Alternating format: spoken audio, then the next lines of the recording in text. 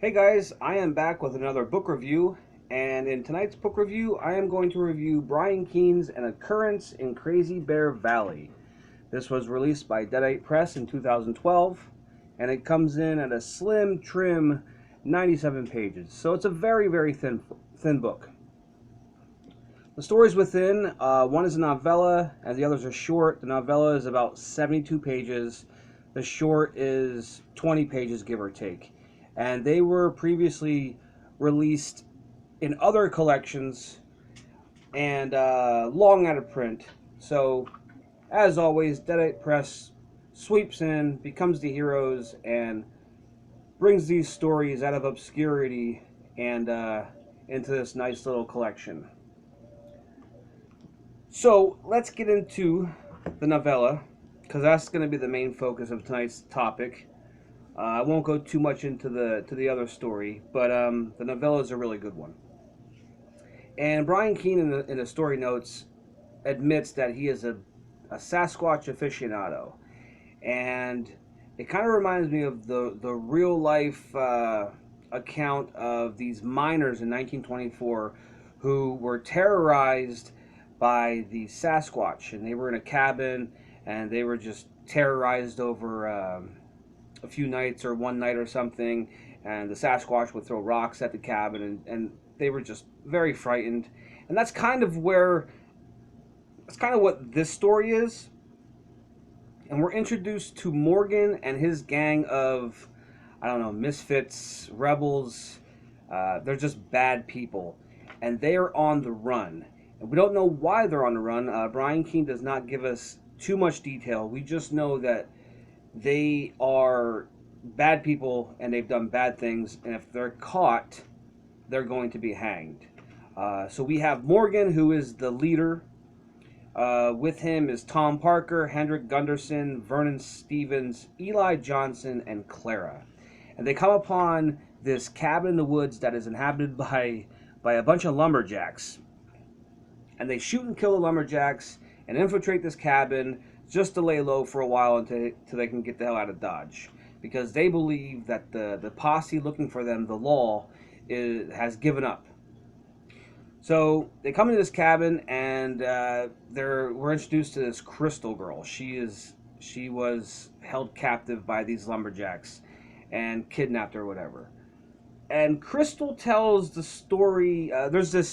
They smell the stench, and Crystal tells the story of these crazy bear that the Indians had told her that they came out of the sky, and they're very peaceful creatures. They didn't bother anybody, but the Indians said, yeah, they came out of the sky, and they inhabit the woods. Well, on the first night that they're there, one of Morgan's men shoots and kills one of them. He kills this thing, and this thing is gargantuan. It's like 7 foot tall, very smelly. And that's what I like about Brian Keene. He obviously has done his Sasquatch research. And now the other Sasquatch are pissed. They are no longer peaceful.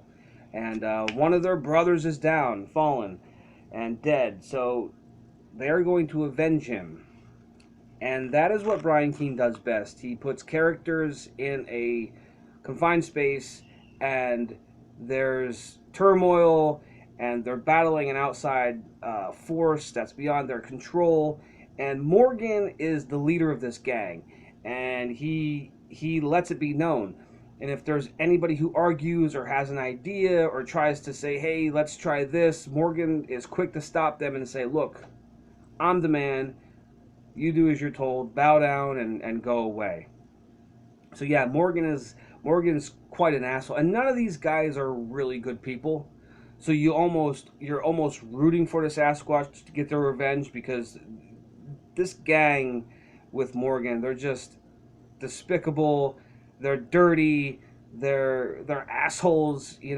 So you're kind of going for it. You're rooting for the Sasquatch the whole story, and as usual, typical Brian Keene fashion, his writing is fresh, to the point, doesn't linger. He It's like this takes place in the Old West, and he writes dialogue that complements that, and it's very believable, and the characters are all, even though they're not good people, you're just you're into them because we're into this world.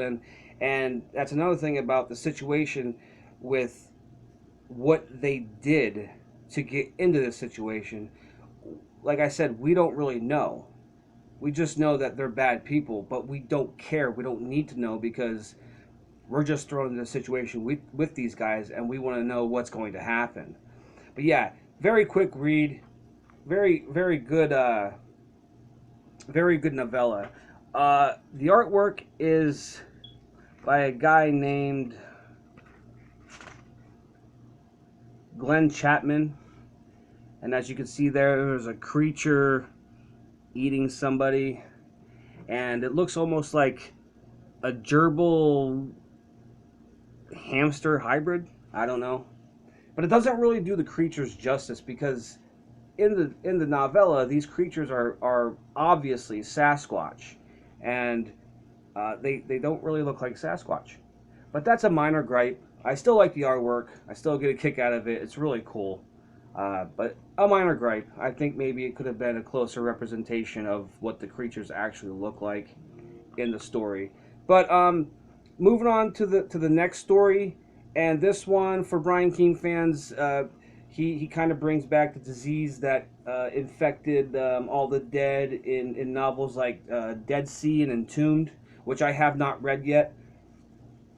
And there's a specific name for the disease, Heimelin's Revenge or something. I can't remember, but yeah, that's about it takes place in the Old West, and these riders come. They're riding along on their horses. A few characters.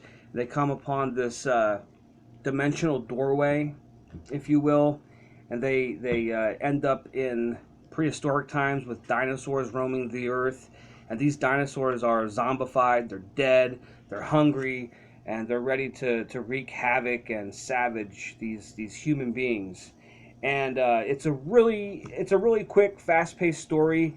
Like I said, I haven't read Entombed and Dead Sea, so it was kind of confusing. As okay, so did this disease start back then, or was it just something? Because I don't think any of the characters had it to transfer it when they went into this dimensional doorway. So it's kind of unclear. So I guess this disease has always been there, or at least in the Brian Keene universe. But yeah, I gotta start reading Dead Sea and Entombed anyway. I have a handful of his books. I've read a handful. There's so much more I want to read. He as I said, I mean, he doesn't disappoint me. This isn't his best work that I've read, but it's 2 short stories. I mean, and they're quick, they're fast, they're engaging, everything you kind of want. Brian Keene is one of the best modern day horror writers. One of the best. And I always say one of the best, but I'm about ready to say the best because everything I've read of his is absolutely phenomenal. And like I said, there's so much other stuff. I'm sure he has some hits and misses out there. And this one probably isn't his best. I don't know if a new reader being introduced to his work would want to read this one first. But I enjoyed it because it's not my first Brian Keene novel. But I enjoyed it for what it is. Very quick, fast-paced work, and he's just a phenomenal writer. There's no way around that. So that was my short review on Occurrence in Crazy Bear Valley by Deadite Press. I love that company. They do amazing work. And hey, keep those pages turning. Live inside a book for a few days. It's a lot better in reality. I'll see you guys next time. Thanks for watching. Subscribe, comment, whatever you want to do, whatever the kids say these days. And yeah, let's talk about books. Have a great day.